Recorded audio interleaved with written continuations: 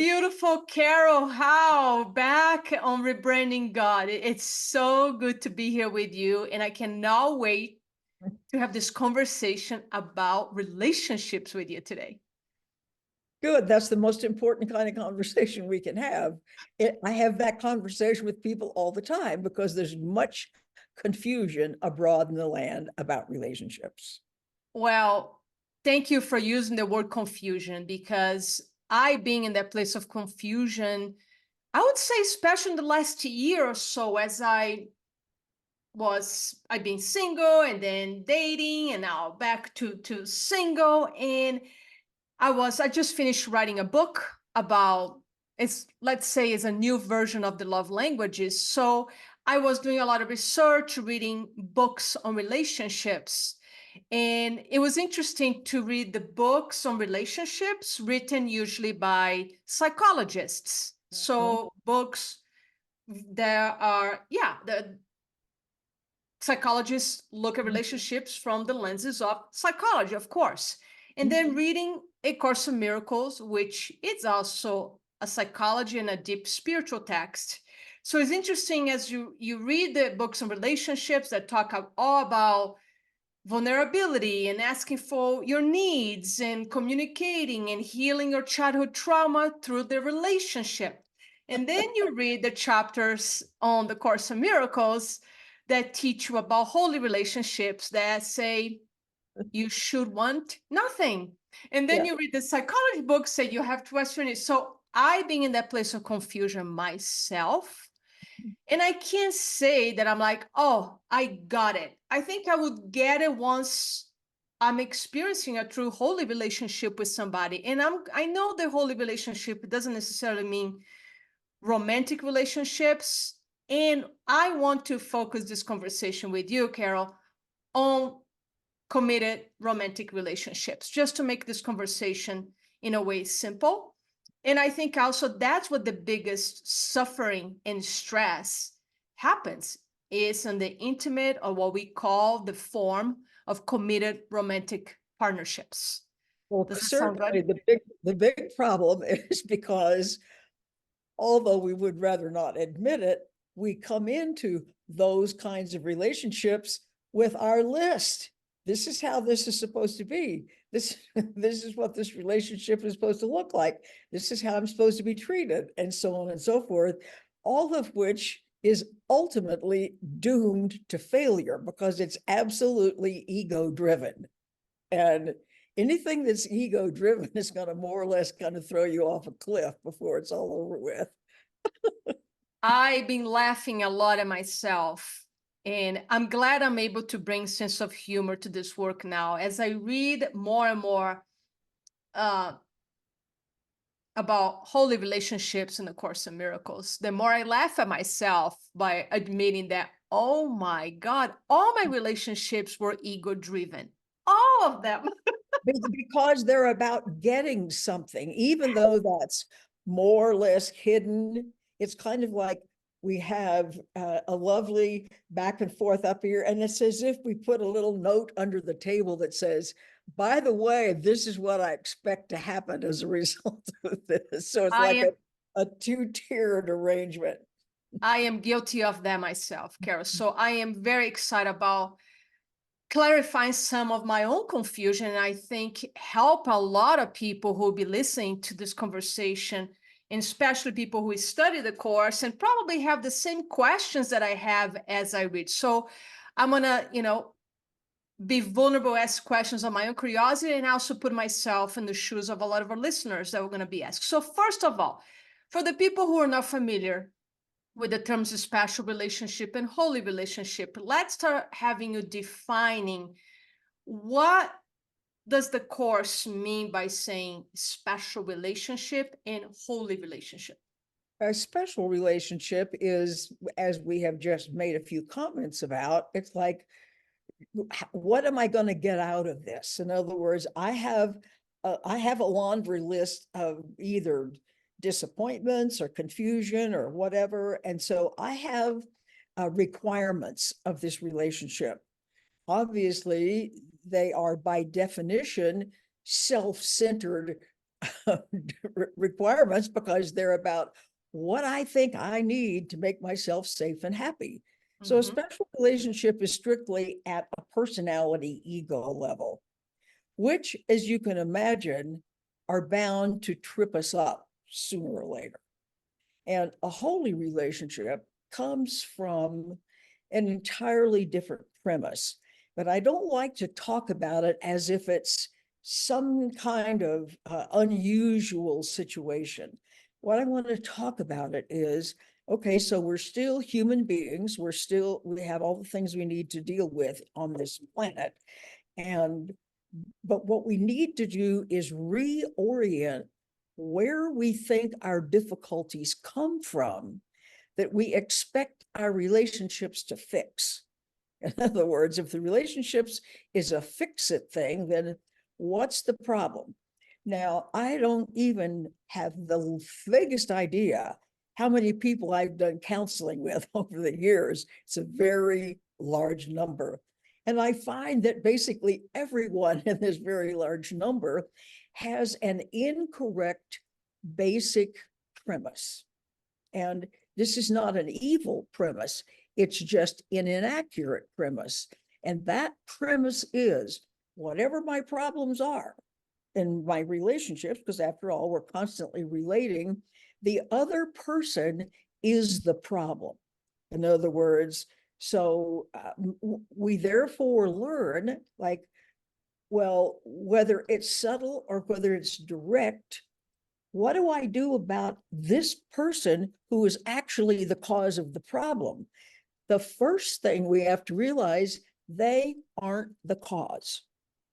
What they are, and this is just incredibly important to get, they are a mirror. Mhm. They're giving me very, very valuable information about, lo and behold, what I am doing to me, what I am requiring of me, what I believe about me. In other words, but as long as we think that whatever our difficulties are, whether they're major or minor, as long as I have someone else assigned as the origin of the conflict, so to speak, then I will get exactly nowhere because my basic premise is incorrect. So what I need to do is go, okay, well, this is really weird. And the reason why this setup is the way it is, I'm about to start to write a book about this, because if everybody in the world is confused about this, then it seems like I need to do that. I just have too many things on my plate right now. But nevertheless, when somebody is in need of counseling, I will ask them if there's a troubling person, which of course there already is, and I will say, well, tell me, just give me two adjectives that describes what the problem is with this person. In other words, what is it that you don't like about them? And they might say, well, they're selfish and they're dumb or whatever. And what I lead everybody through is a process that says, if you've got somebody in your life over here that you think is selfish and dumb or whatever, that person is acquainting you with unconscious guilt. Now, here's the deal about guilt. You might, and I always use a kind of a diagram of a circle that says, okay, this circle represents things that we're aware that we feel guilty about. And underneath it is a much bigger circle that represents a lot of guilt we carry that's unconscious. Now, whether it's conscious or unconscious, it still does its damage. So if I'm running around living a life and things keep not working out, or people keep being difficult in one way or the other, we're clueless about what actually to do about it because we're assigning the problem to something where it doesn't belong. In other words, I'm carrying guilt with me from a long time ago, and I don't even know I'm doing it. And if anything is to be healed, I can't heal something I don't know is happening. So along comes my problem person. And what that person is doing is reflecting something that I actually despise about myself or blame myself for or whatever. And once I have some awareness of whatever this is, then I need to shift the origin of my difficulty or my pain from my mirror over here to something that I believe that I need to become aware of so that I can let it go. You Yeah. can't let go of something you don't even know exists. So the problem people in our lives actually are just our salvation because they're helping me get into what I don't know is there. Once I know, then I can take corrective steps. Does that make sense? 100%. Okay. So I want to bring a scenario. So a lot of people, including people that I know, are coming out of relationships that they name relationships with narcissists. And when we present the concept of mirror, which I get it completely, I have done so much healing in the last year by attracting people into my life. And because I embodied this work, every time I had a challenge with the beloved, I would sit and always ask, how am I participating in this problem?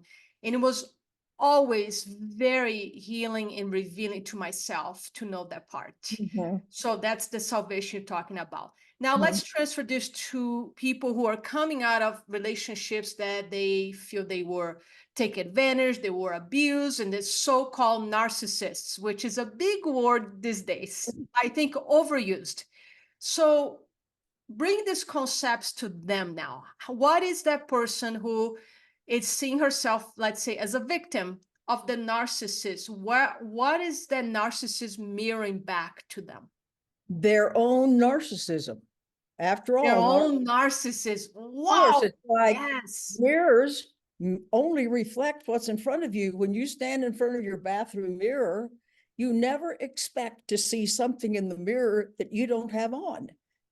And you, I mean, you're very, very clear that what's in a mirror is going to be an exact replica of what you've got on. But this is a case of the problem of we're actually carrying guilt about stuff that we're not aware of.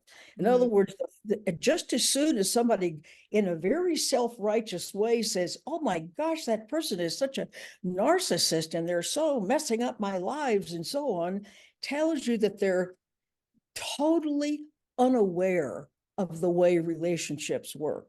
Now, they're not being stupid or anything like that. This not means they've got a low IQ.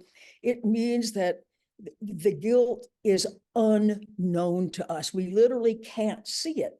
We see it out here, but we have no awareness that this person is a mirror and not a great big nuisance. So once I can start to claim and start to ask, could I possibly be self-centered? Since most Yeah. people are taught to be, that's what narcissism is. It's like it's all about me. Yep. And what we need to know is, well, if we're all carrying guilt around with us, where did this come from? Well, here's where it comes from. The very brief version of where it comes from. Until we're about 3 years old, the left brain, which is the thinking brain that allows us to make these kinds of observations, is physically present, but not online yet. The only thing that's online is my right brain. My right brain then, in my early 3 years, let's say, is having experience, but no language is associated with it because language is a left brain function and it's not available at this point.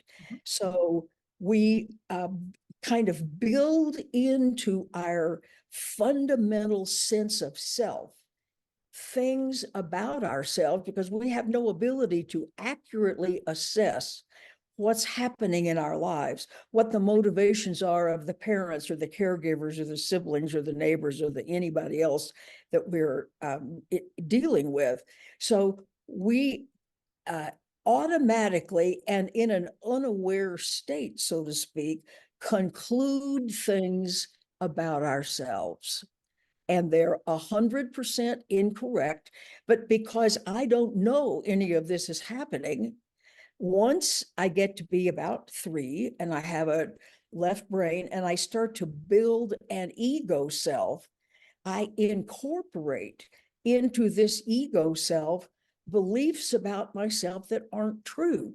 But because of the timing of things, I have no earthly reason to know that they aren't true. They just seem like, well, this has always been around. This must be the way it is. And the two kind of most common things that I hear people say that they realize that they think are true about themselves, that they glean from this early experience, is that they're unworthy or undeserving. Yep. Those are the two most commonly used words. And nobody has come along to go, oh my God, guess what? You are as beloved and clean and pure as the new driven snow, or whatever the saying is. You just incorporated some beliefs that you had no capacity to examine.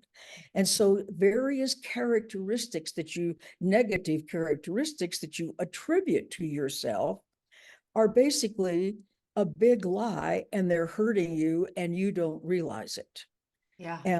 And so what obviously needs to be done is the things that we believe about ourselves that are inaccurate and painful, when we think we're guilty of being this way, then we inflict punishment upon ourselves.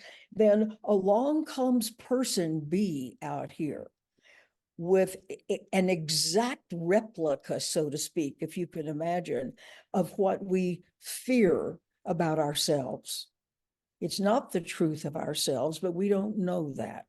So what this person does is kind of bring this belief about myself that I think is the truth about myself up into conscious awareness, where with the correct information, I can let it go.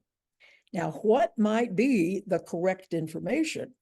Well, for starters, every single one of us are taught that somehow all the things that have happened in my past are like all piled up behind me over here. And the longer I live, the larger this pile gets of the things I do well and also my transgressions for which I should be punished. And so the older I get, as long as I believe this entirely, totally false notion of things, I'm going to believe that the things about which I am guilty just, they follow me like an ever larger pile. Well, the past is not stored. See, even the sentence that we said 2 seconds ago and everything that happened in our lives before that, it just like it falls off the edge. So that this moment, and this is our salvation, this moment is the only moment there is. There is no past, nothing is stored, and there is no future. And in this past, or in the present moment, it's like a brand new clean slate. Brand new.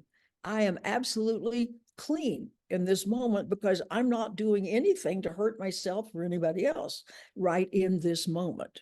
And if I can keep the idea that I have a whole bunch of past awful stuff that I have to manage, so to speak, and often it's to bury it, then because as long as I have that belief, I'm sort of sunk.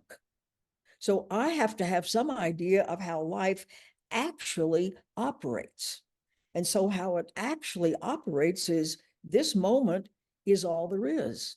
And in this moment, I only have 2 choices. So this is getting to be simpler and simpler. In this moment, I can either be egocentric, I can be involved in the promotion and protection of my sense of ego self, or I can follow my intuition and decide to be truly helpful. End of story. One of those, the promotion protection part, is how we, manage to kind of wreck our relationships. And that's never going to work out well. On the other hand, if I follow my intuition and really wish to be as loving and open as and helpful as possible, my life is going to get better and better and better and better. And at any moment, and we've thought, well, listen, I've got to take care of number one. I've got to really take care of this ego person thing that I think I am. And I've got to escape from these people and try to get these people. And it's always a kind of a getting thing. I'm constantly trying to make this ego thing safe and serve me, if you will, as I go through life. In other words, it's supposed to allow me to be safe and loved and everything else. So it's like, oh, so all of our basic premises on which relationships are built are all over the map, but they aren't accurate. So it's like, I've got to have this accurate picture of how life really works, or I'll just run around in circles until I drop dead. What do you think about that? Oh, wow. Well, first of all, I want to go back and give an example what you said about the mirroring. I remember a few years ago, I was in a relationship for 4 years with somebody who was very angry, let's say, with a lot of like past grievances, a lot of unresolved trauma. And when she would express all that anger on me, it felt abusive, it felt aggressive. And finally, after 4 years, I ended that relationship. And I remember being talking to my teacher that time, my therapist, and I said, I don't understand what is wrong. I couldn't understand how I could have attracted somebody angry, because I was like, not me. I'm not an angry person. I have no anger. And then thank God I had an incredible teacher that works from the space of love and intuition. She's like, there's anger in you. But it was so let's revisit this. it was so unconscious, Carol, because my ego compensated by being this overly positive person. It was so unconscious that actually that relationship, that mirror, gave me one of the best gifts I could have. It saved me because it revealed all the unconscious anger that I had that I didn't know.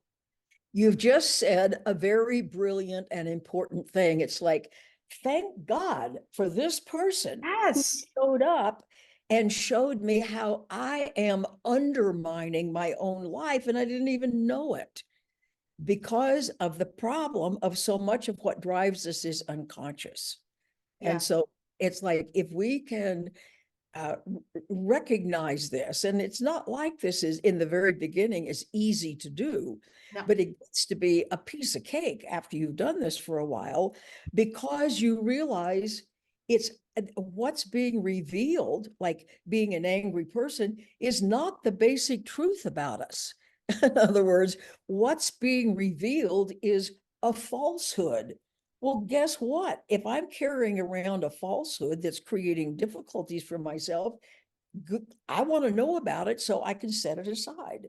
Yeah. So it's like life is conspiring, even through what we consider the difficult relationships, to inform us about what's going on with us so we can make wiser and wiser and more adult and more loving decisions.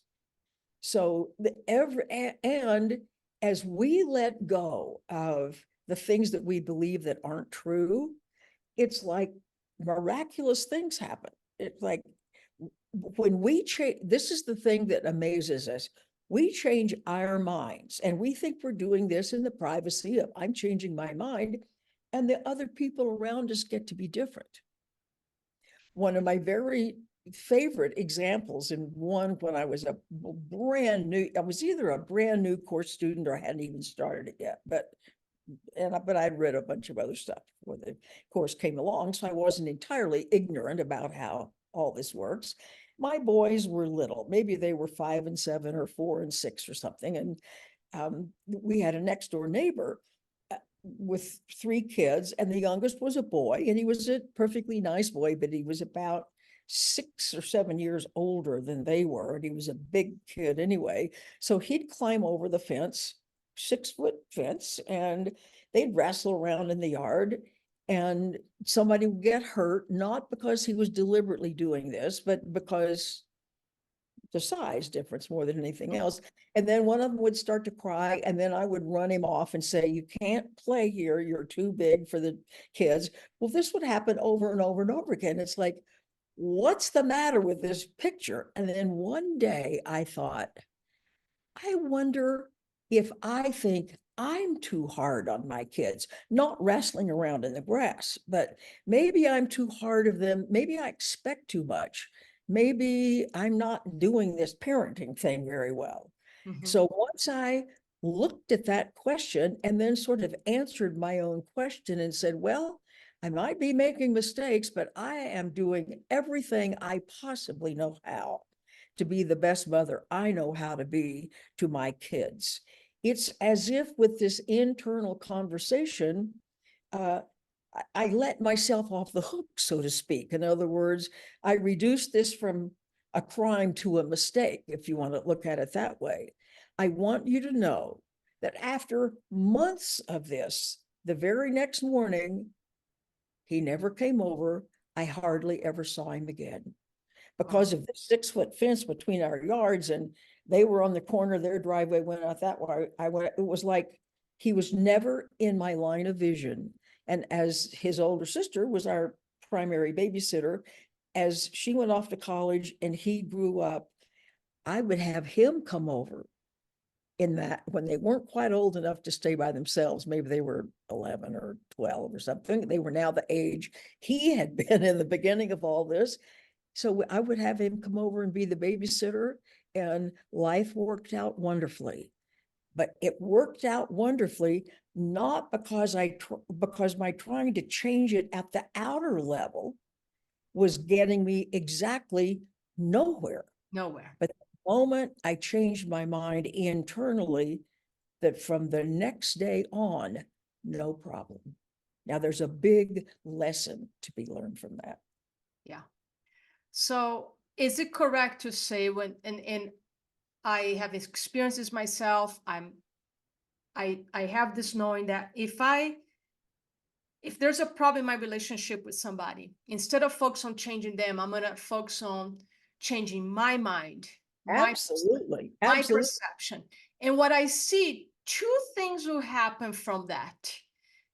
Either my relationship is going to change and is going to turn more a holy relationship, or something I have experienced in the past, that relationship changed form because all of a sudden I am shifting, I'm changing. Let's say I'm going from a place of fear to a place of pure presence and love.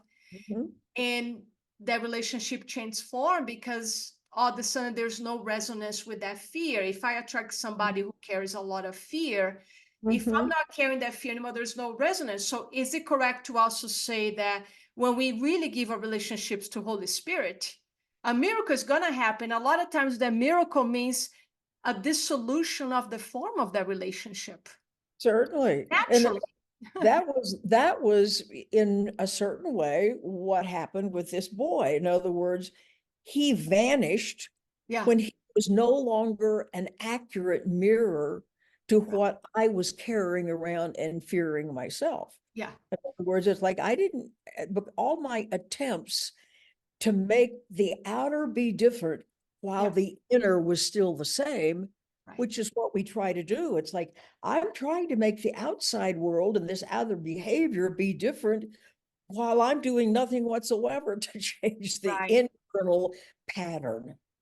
Yeah. Well, I share this story because number one, I wanted people to take away that you don't do this work so you can possess, you can have the outcome that you want. It's interesting. I experienced this twice in my life where my relationship was having so much challenge that I asked Spirit for a miracle. Twice this happened, Carol. That same day, these two relationships, in a way, dissolved. There is what we call a breakup. When I asked for a miracle, the relationships shifted. They were no longer in the form of romantic relationships. So I was like, wow, and that's the miracle a lot of times, because it's just not serving, or I don't want to use it's not serving in a way, serving the ego, but it's not no longer in alignment with love. Exactly. So it Exactly. dissolves. You're just not on the same wavelength in a Right, literal way. right. Nobody's good, bad, better. No, It's just you're not in harmony with one another. correct. I like to use the word resonance. Like, we're just not in the same resonance. Exactly. It's nobody's fault, and nobody's good or bad. So I just think that's an important component to share, because this is not necessarily about miracle. It's always going to serve your highest and greatest good. Of And course. sometimes it's going to come in a form of this solution, like you and I had a conversation in our last podcast, that when you start doing this work, a lot of things in your life might break down, because what is not truth is going to start breaking down. And that's how I see what is not truth, because this is a deep commitment to truth, is going to go away, you know. And Well, it's, and thank goodness. Like, why yes, would we want anything to remain that's not in alignment with, remember miracles, or, somebody asked Bill, like, what's that? And it's like, it's that shift in perception, the change in the way we see things yeah, that allows us to see the presence of love is actually there. yeah, In other words, it's like, it's not waving a magic wand, yeah, and although, sometimes things really are quite stunning, but that's not the point. The point is so that I can be assured that both I myself, at the core of my being, is love itself, and so is everything and everybody else. In other words, and when that becomes your goal, and it becomes your goal that whoever you're with, you want them to know that. You want to talk to them in such a way that you're conveying, I'm safe in your presence. I enjoy talking to you right here for 5 minutes. Whether it's strangers, whether it's people you know well, it doesn't matter. It's that constant conveying to whoever you're with, I'm safe in your presence and I appreciate you. yeah, Not for anything in particular, just for existing. yeah. And the more you decide to do that, the more your life just lights up. Doors open before you even know you want a door to open. Things just fall in your lap. You get the phone calls, you get the messages, somebody shows up in your life, so that when you're kind of locked into that channel, you've got one or two choices. You can be egocentric, or you can be, I'm here to be truly helpful. Well, once you've been at this long enough that you really do honestly want to stay in the I want to be truly helpful lane, if you want to look at it that way, then I don't have to ask for specifics. It's like they'll show up before I even have a chance to That's ask, right. which is That's just right. amazing. And it Yeah. all has to do with where we are putting our attention, because we haven't appreciated the power of where we put our attention. Yes. So when we put our attention on being upset with somebody over here because they're not behaving the way we think they ought to, it's like we're going to stir up some distress for ourselves. Not because you deserve it, but because that's the natural outcome of what you're doing. Everything we do and think and say has consequences. The So, more I do this work, the more I catch my ego when I have an agenda. I might be saying something very sweet and nice that can go what we call wrong. And then when I see later, I'm like, was there an agenda behind those nice words? And usually when a drama was created, I always find that it's like the ego kind of snuck in into the conversation. It's like, oh, you had an agenda. That was a manipulation. That wasn't just a love Exactly. request. It is amazing the contrast now. Now, Carol, Ex- I want to ask you this because I'm sure you work with a lot of clients in this situation. I certainly do, and their friends experiencing this. I experienced this not long ago. Let's say we are doing this work, we have this language, we have this awareness, and we are sitting with our beloved who is in deep state of, let's say, depression, anxiety. In other words, they really, really caught in fear. Mhm. And I certainly have approached that not in the best way before, which was trying to rescue the person, which I learned very quickly that's not the way. So, in this work, when we really want to show up in the most helpful way and build a holy relationship, what can we do at that moment when that beloved is completely hijacked by fear? Without offending them at the same time, because if I say at that moment your fear is not real, it's going to piss them off even more. Oh, of course. I mean, that is going to be as unhelpful as anything I can imagine to Right. denigrate what they're experiencing, as irrelevant or something like that. This is where you learn to trust your intuition. When Mm, you really do want to be helpful to somebody who is in some level of distress, the presence of love in you, if you tune into it, is going to know whether it's to leave them alone, to say, would you like to go have a cup of coffee? mm, Or, or is there anything you want to talk about? Or shall we go skiing? Or it's like, who knows what it's going to be? yeah. But the wisdom that is inherent in guidance knows. Yes. So our job is to just kind of follow that sense of things, whether it seems to make sense or be reasonable or whatever. That's the direction you want to follow, not something that our ego mind thinks, this is what I would like under these circumstances, because Yes. that might not be what is helpful to somebody else or not. It's so easy to do. It's Yeah. such a conditioning in us to do that. Yes. That was a beautiful, I love that. User intuition and the presence of love in me, because it's that presence of love that can be a miracle for that person at that moment, Of nothing course. else.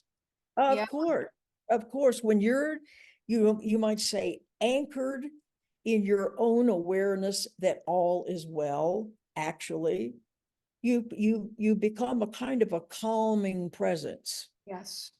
and you may not realize that, but nevertheless, that is how that can work. But above all things, trust your intuition. And Yeah. sometimes you're into it's like when I get into an intuitive sense, and it doesn't matter what the subject matter is about, it doesn't matter if it's with people or a project or whatever it is. I call them my guidance telegrams. They kind of enter from like the left hand side and kind of move across my awareness. And often I'll go, you want me to do what? And I'm likely to talk out. I remember when along comes the message, it said, record all the lessons with commentary. And I remember saying out loud to like nobody in the room but me, like, do you have any idea how long it's going to, hundreds of hours to do this? Yeah. Record the lessons with commentary. It's like, it's just, so it can be about a project. It can Yeah. be, I have a great deal of experience with intuition just giving me assignments or knowing kind of what to do in any given situation. And it's, you see, you're not going to know what to do in any given situation unless you're being present in Present. the situation. But if we're all worried about how am I showing up? Do I look good or whatever? But if you have the goal of, I want the person that I'm talking to know that they're not guilty, I'm not in any way afraid of them. I'm right here for them. That was a goal I had experimented with a very long time ago, about in 1986, during the height of the Cold War with the Soviet Union. And a batch of us went over there as like on a citizen diplomacy mission. How that happened is too long a story. But I had a goal when I went over there that every single Russian person I talked to, I was going to keep in my mind and convey to them, you're not guilty. Because after all, we're on the verge of destroying the world over this big war that the Cold War that can morph into a hot war was worse than it is now.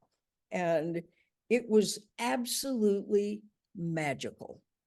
It was just amazing when you make a decision that this is what I want for this person, is to know that they're valuable and they're good and they're innocent. And I don't mean innocent like a baby who doesn't know anything, but they haven't done any harm.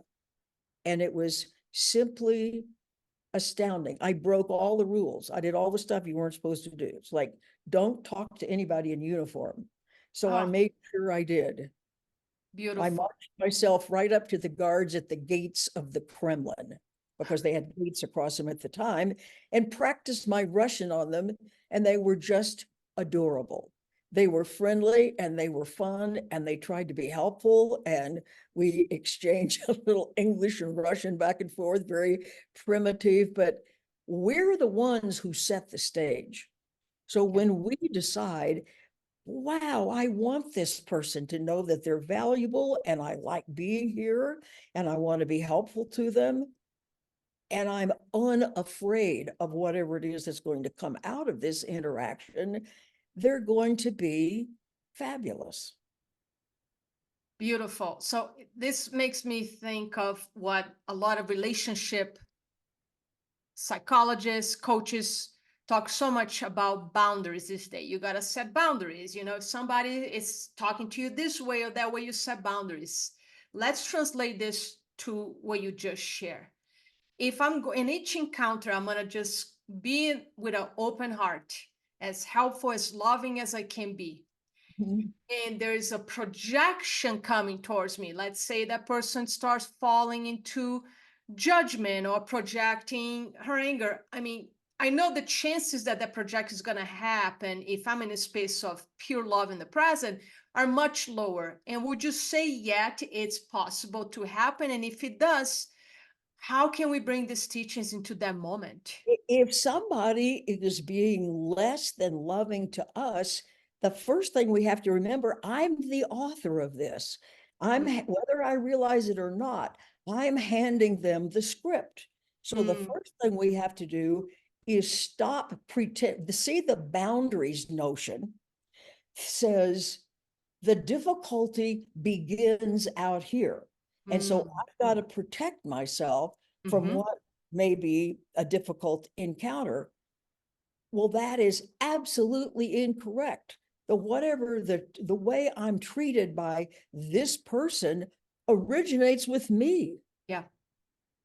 period. So there's Under something in me yeah. that attracted that. That's what you said. Absolutely, Yeah. absolutely. So if I've got somebody who's misbehaving out here or treating a person unkindly, then I'm the author of that. There's some part of me that thinks I deserve to be treated unkindly, Mm.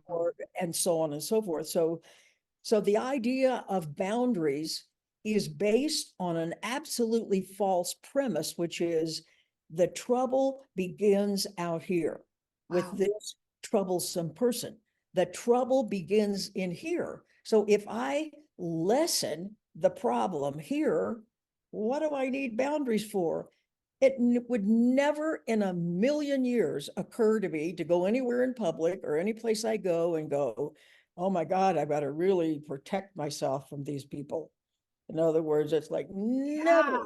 I think we're missing the target because again, I've done so much research in relationships in the last year, and also the messages on social media, the quotes and the memes, all about boundaries and asking for your needs. So it's there are a lot of misperception. It's what I call the pendulum effect. We went from relationships and nobody spoke the truth, nobody revealed anything, going from this place now that is the extreme of I'm going to speak the truth, I'm going to set boundaries, and I'm not going to accept this behavior, that behavior, that's not negotiable. So it's like it's going to the opposite way.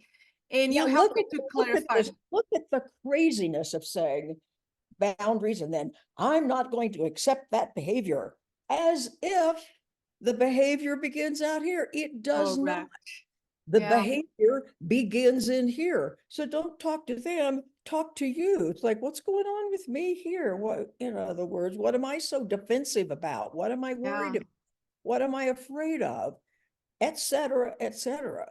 So you want to go to the very opposite of, see, setting boundaries says you're either the villain now or you are potentially. In other Mhm. words, I have some reason to think you can cause me harm or that you want to cause me harm, et cetera, et cetera. We want to do exactly the opposite, which is I no more have need of boundaries than I need of flying out the moon, because I can decide that everybody is a friend. I can decide how I'm going to treat everybody. So it's like, why in the world would I want to ruin things by setting a boundary? Now, don't you think that's weird?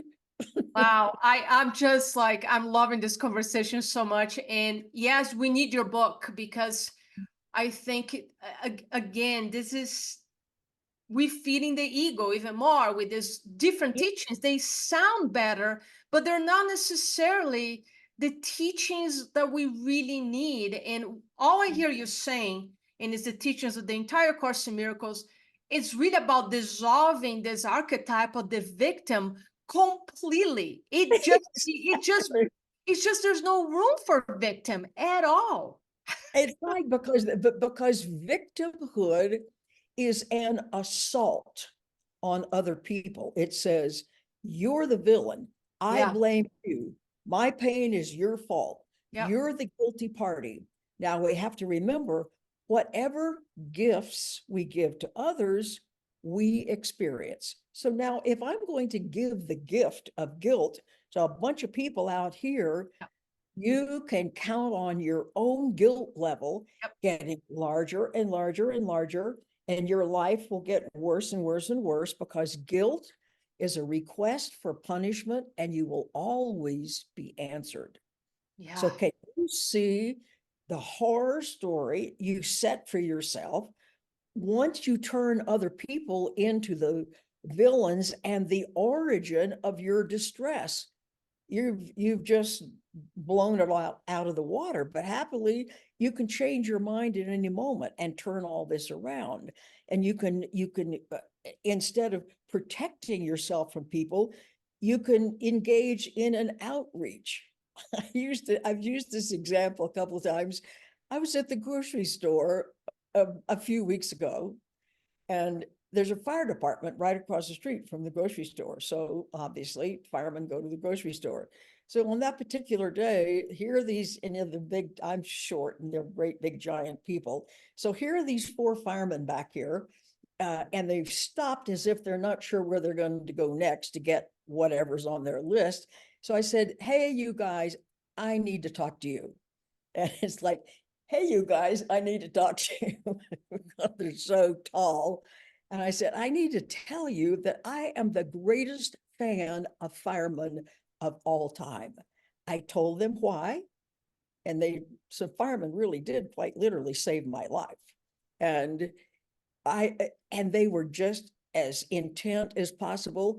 And one of these great big guys up here, this little tear starts to run down Oh, his face, that that's somebody beautiful. really Yeah. appreciating them for Yeah. the work they do every single day. And you can find all kinds of ways to. I have a whole bunch of grocery store stories. Like I was checking. You I don't. shared couple in our last episode. I love it. It's So like this. This is very fast, but it's an example of something. It's like I don't do that scanning thing. You know, I go through where they actually do your groceries. And so I sort of know who the people are. And as it came to be my turn, there are people in front of me. The guy who's the checkout guy is shaking with, Mm. and I said, what has happened? And he said, my house was robbed last night. And Oh. he said, and I feel like I'm going to cry. So I went right into therapy mode. I said, as soon as you get out of here, allow yourself to cry. Don't hold it in. I mean, this all took place just in a couple of minutes. And he was so upset about all of his money was stolen. So I gave him $100. I said, you need to have something in your pocket and Oh. you need to go home and you need to cry. Now, all of that took a very short period of time, but I could watch a Mm. um, a kind of relief come over him. So we're constantly being presented with ways that we can be assuring to people, we can be grateful to people, we can compliment them on what they're doing. And the more this becomes our purpose for our relationships is giving to them what's going to enrich their lives, we are doubly enriched. I love that. So let's bring back to the context of partnerships here, Carol. So the whole concept of holy relationship says want nothing. Now, I'm like, okay, how do I reconcile want nothing when at the same time in this body form we have desires? So how do we reconcile this concept of desire and wanting nothing in our Because relationships? it's not that if you want nothing, you will have nothing. It's that you have to understand how the system works, that when you want, whether it's love, goodwill, or whatever for your partner, let's say, remember the thought is in your mind. In other words, let's say you've now got a thought, I really want my partner to feel cared for and noticed, and that I appreciate everything about him or her or whatever. Remember that the thought for them, because it's also in your mind, accrues to you. It's the most efficient situation in the world. So that if I want well-being and laughter and fun and goodwill and happiness and success for my partner, you're going to get the same dose. Okay, in Not an easy way to say, if I want more affection, be be affectionate. more affectionate. Got it. If That if that if you makes complete sense to me. if you want to be, if you feel like nobody listens to me, you better take a look and say, well, how good are your listening skills? Whatever you want to experience from somebody else, Yeah. you offer. What you offer, you will receive. Yeah. So you don't have to negotiate and it's like slip a little thing under the table. This is what I really expect from you.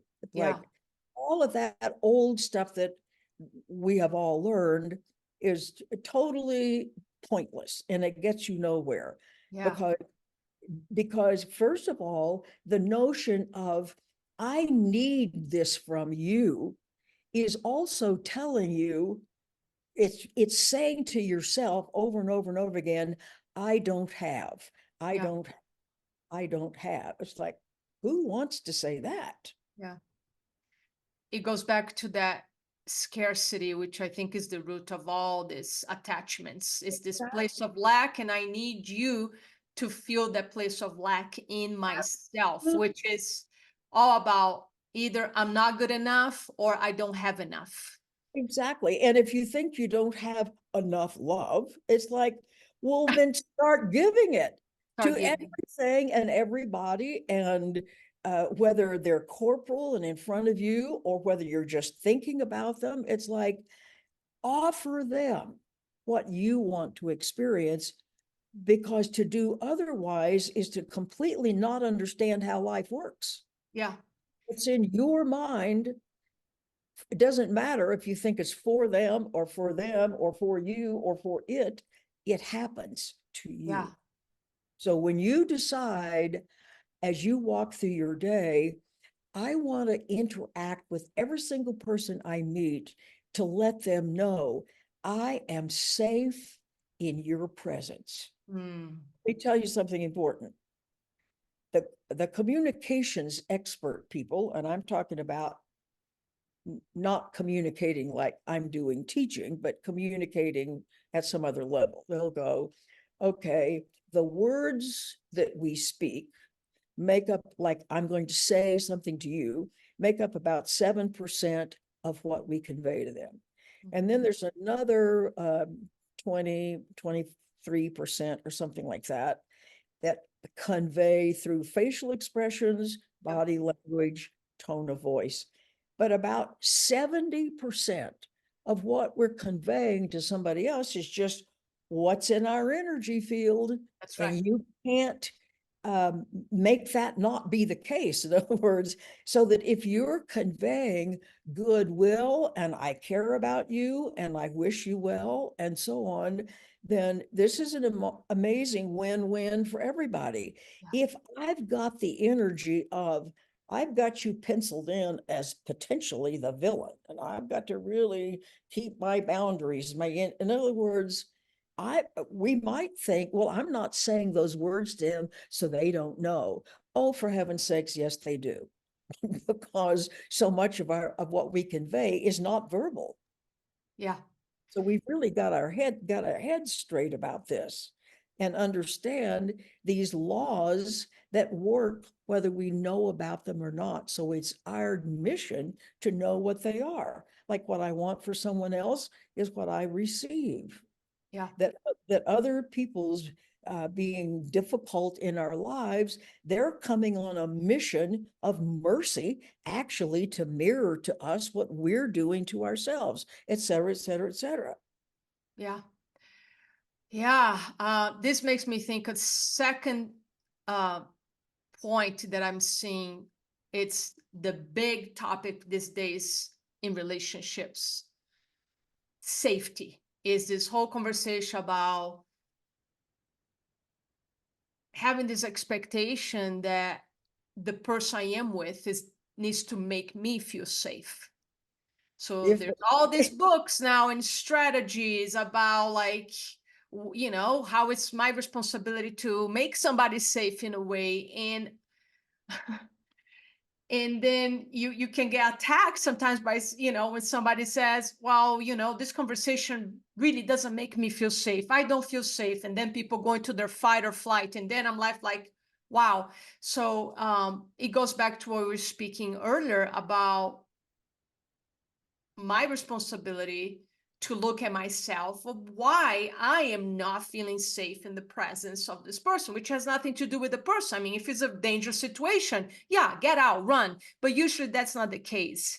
So now exactly. we have all these studies and books that are speaking about nervous system regulation, how to regulate our physiology, and there's place for them. I understand that now, all these books, they're out there to help people, including the book that I just wrote, are in a way a bridge for some people to get to A Course in Miracles, because a lot of people are not ready to go straight to this teaching. For me, I can just read this book and replace every single relationship book right now for me. And yet, there are a lot of people that are going to need a process, a traveling in a way process, a bridge to get to this kind of teaching. So I think I'm not here discrediting any of these books, because again, I just wrote a book, in love languages, and I wrote even that your energy is the loudest voice in the room. I even was very clear. I said, I'm going to give you a lot of words here, but it was interesting. I finished the book writing about God. And at the end of the final thoughts of my book was about, okay, it's going to get to a point that you're going to feel so much love. If you do this work, this spiritual work, you're going to feel so much love that you can forget all these languages that I just taught you, because you're going to act from your intuition. And from that place, only loving words are going to come from you. People are going to feel safe Absolutely. around you. So it's almost like we need all these methods to get us to a place until we don't need any of the methods anymore. Yeah, Because we just exactly. Well, embody. you might say wanting to be truly helpful is a method, but it's a very generic Yeah. method. In Yeah. other words, it's like, and pretty soon that becomes just built in. In other Yeah. words, you don't have to get up in the morning like, now, what is it I'm supposed to do with people today? You're right. Let me rehearse how I'm going to have that conversation, right? Exactly. You just know that life's going to present you exactly the people to whom you need to be kind today. Yeah. Yeah. Okay, well, let's see. How much trouble is that? Exactly none. Wow. There's no effort, there's no issues, there's no anything. In other words, except once we have it once we're very clear that following our intuition and wanting to be helpful are the guideposts, then everything else is going to fall into place. I continue to be astounded at, it's like I get answers to things before I even know I have the question, or things are perfect before I even know it. It's like out here, I recently moved to Denver. I lived here a very long time ago, but about 30 something years. So I'm now back. I'm now in a completely refurbished condo that belonged to my late husband, and my boys now own it. And when I look out this window, the building across the street, it's a 2 or 3 story condo, is painted the exact color that matches my furniture. So Oh, that wow. when I look out here, it's like life arranged for the colors to be beautiful together, not like red brick or painted brown or white or something. It's like it's the perfect color. And it's like I notice that all the time. It's like life arranges for things to be artistically beautiful. I'm kind of an artist at heart. And I didn't have to ask. I didn't have to ask there's a curtain on my patio out behind the turquoise curtains, and I found it, and they exactly match my dining room chair cushions. And it's like you just run around being grateful for how life works in your favor, and you don't even have to ask, like, could you please make the colors around me I match? love it. They That's just beautiful. do anyway. Carol, if somebody, is it accurate to say if somebody holds the past, a lot of grievances, guilt, anger, sadness, grief, you name it, is it accurate to say unless they're willing to really atone, forgive themselves, it won't be possible for them to create a holy relationship? Is that right to say? That sounds like a statement. Are you asking a question or making a statement? It's a statement. Okay, and your statement, see, keep in mind that every new moment is a clean moment, that you're literally creating a new set of circumstances at every moment. So it doesn't matter how off track we've been about relationships or anything else up until now. So that if now I decide I want to be generous, I want to be loving, I want to learn how to listen, I want to uh, be as helpful as I can with whatever it is that kind of arrives on my plate at this moment, you won't have to worry a thing about whatever happened in the past. And this is not a great big long complicated thing. You just Mm. keep those things in mind, and this current moment is always going to be an accurate reflection of what your thought processes are in this moment. So just keep yourself in a loving, helpful, appropriate, I want to be here to be truly helpful and stay in this moment mindset, and then everything will just fall into place. You don't have to do any extra orchestration, so to speak. So this is really about the holy instant. Yeah, absolutely. And because everything really is a holy instant. We just have to recognize, we just have to own that, so to speak, or we have to become aware of it through these things of being helpful and being loving and being non-judgmental and so on. So you might say there's always a holy instant, but we've got to tap into it. Yeah, and that's the challenge, because we might choose sometimes to, and like you said, it's always a gift, but we might choose sometimes being with somebody who may describe themselves as carrying a lot of trauma from the past. They have a lot of healing to do, they might say, and they might not be able to show up in full presence at that moment. And what you're saying is like, well, that's not my problem. I choose to show up in my intuition, in love at that moment, and let Exactly. the rest unfold. And if they choose to show up, it doesn't matter what their past, what their grievances are. That's what you're saying. Of course, Yeah. it doesn't matter at all. Yeah. And as long as we, stick with, I have my work that I have to do, and that work is going to ultimately be the most helpful to whoever I'm with, because I've Yep. got their interests in mind, and et cetera, like we've said before, so I won't repeat it. But um, we're always in the driver's seat. We don't ever have to worry about accommodating ourselves to others, or others are going to override us, or whatever anybody else is doing. They're just showing us what we need to be taught, or to be shown, so that we can make the changes that we need to make. Now, Yeah. nothing about this is about blame or wrongness or anything else. It's just that we all end, by the time we're, an adult, 22, 23 years old, we have incorporated beliefs that are incorrect. We haven't ruined ourselves, but we do carry baggage with us that's unhelpful.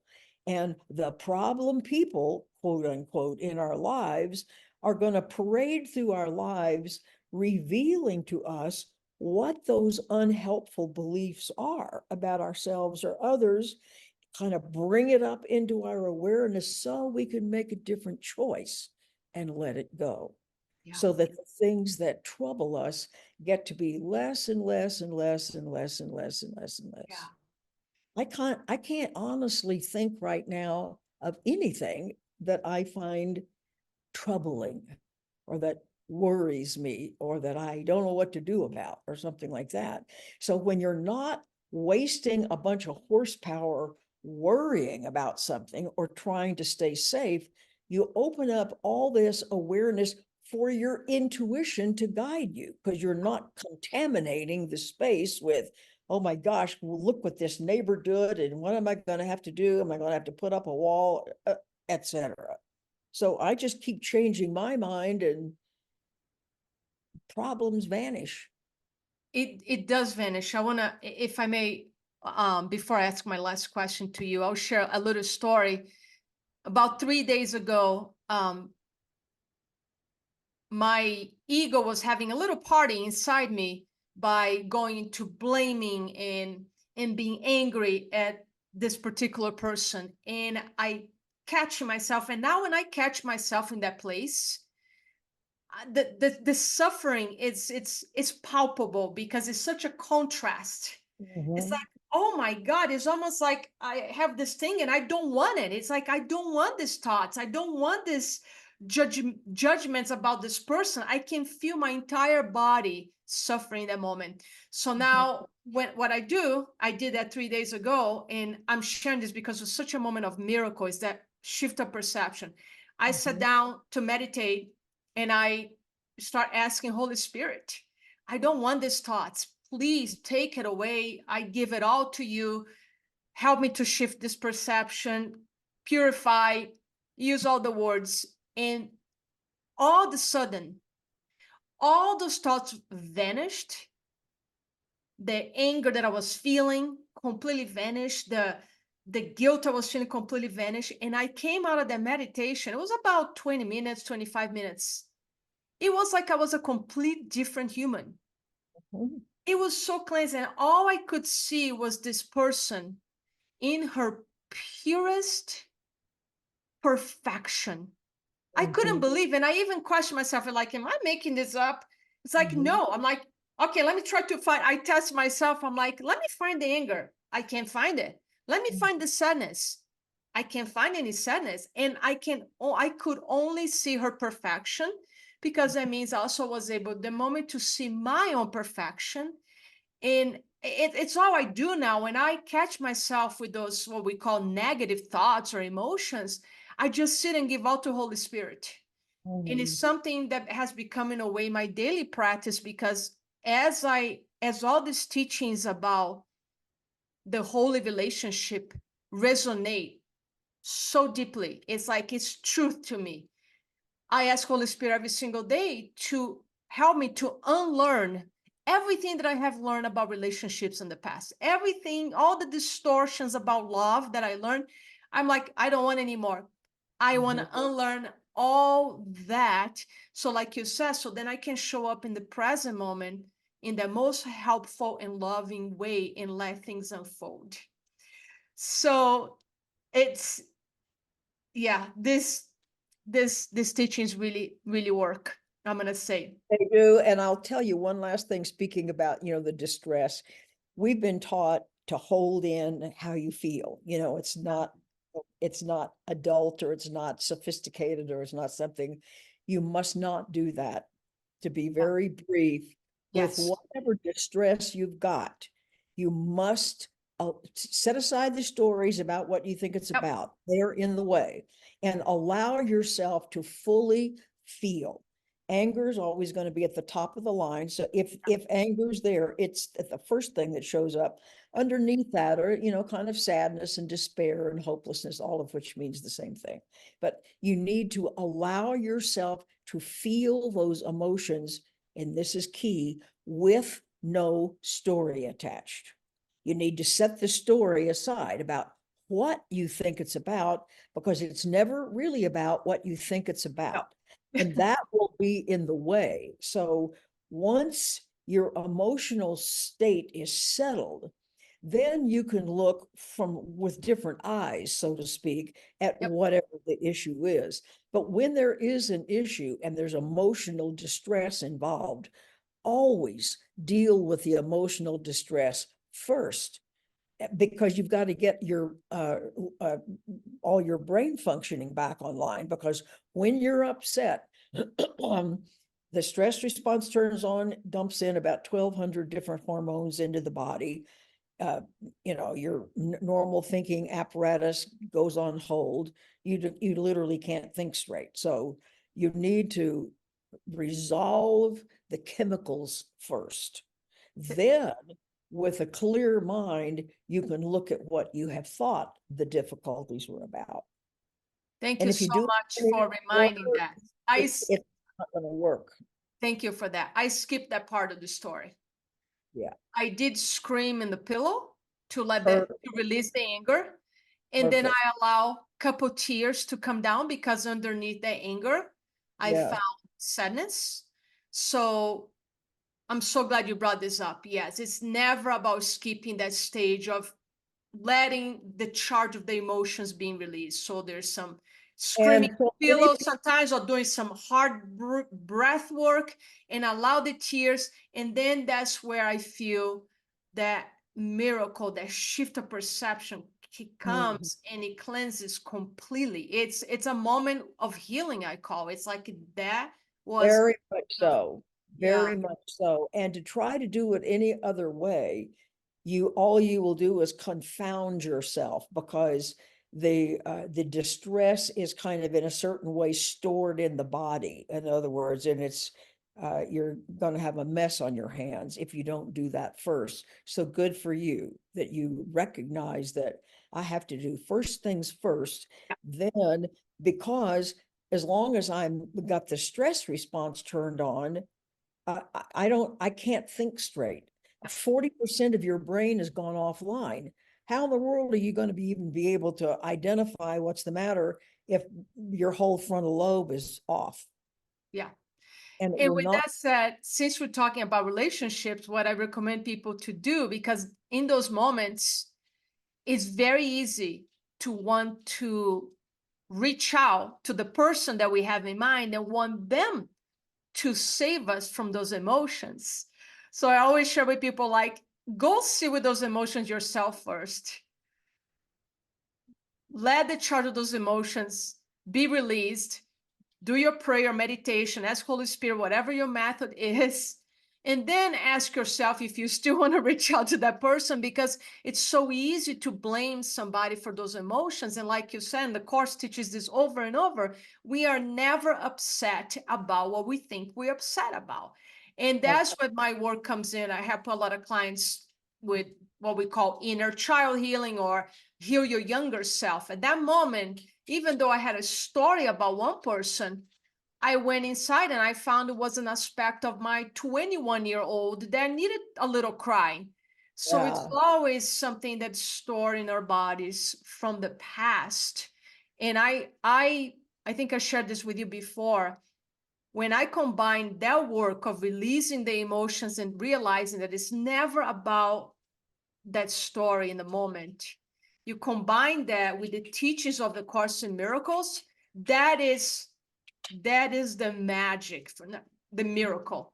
Mhm. It's like breaking the code. You want to know how to heal? Allow yourself to feel, and also bring these teachings. Have some kind of faith and spirit, something bigger than you, because they can go separate. I found, like, if we just focus on the emotions and the trauma, it's incomplete, because people keep rotating in that place of always psychology, psychology, psychology. So that's why we need to bring the spiritual aspect. And when you bring both, it's like you become, you really become a healer. Like, you allow spirit to heal through you.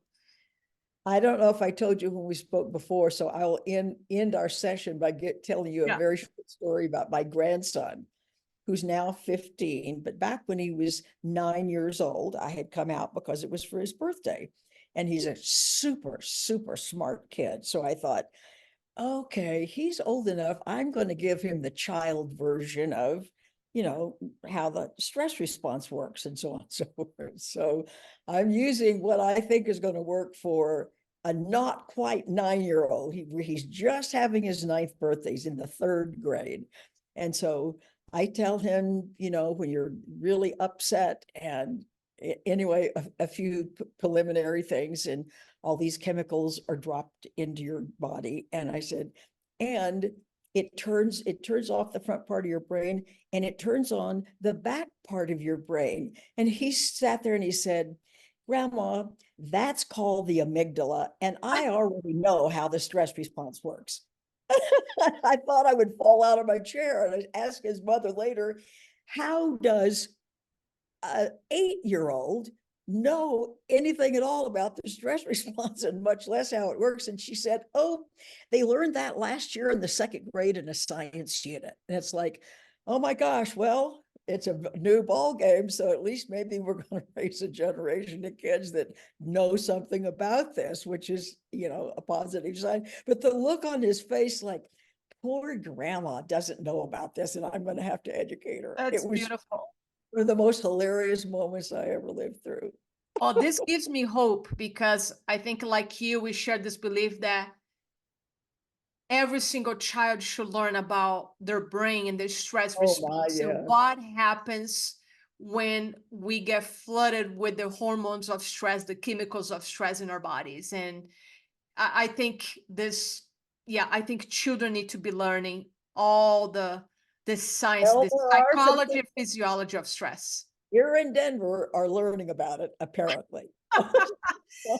Anyway, it was one of Good. the unforgettable moments, and it's been lovely to visit with you. So Has been lovely to visit with you, Carol. Thank you for your time. I know your schedule is full with interviews and work with clients, helping people. And again, you're such a role model to me. You are an incredible friend, beautiful relationship in my life. So before we go, I know you're going to work on a book about relationships. Is any last message that you want to share with the audience about the beauty and the creation of a holy relationship? I think one of the keys, which we mentioned, is offer to others what you want to experience. because what's in your mind is going to happen for you. So when you're looking for the best in others, or you want to be truly helpful to them, or your approach to them is generous and open-hearted, all of that enriches your life over and over and over again. And quite the opposite is true. If you're going to be stingy, if you're going to blame, if you're going to make them the problem, you will just wreck your own peace of mind. Not a good Beautiful. idea. That's a great way of finishing. Giving is receiving is Yeah. the law. So thank you, beautiful Carol, so much. And I You're can't very wait welcome, to dear. have another conversation with you. Many blessings. Right, dear. Bye.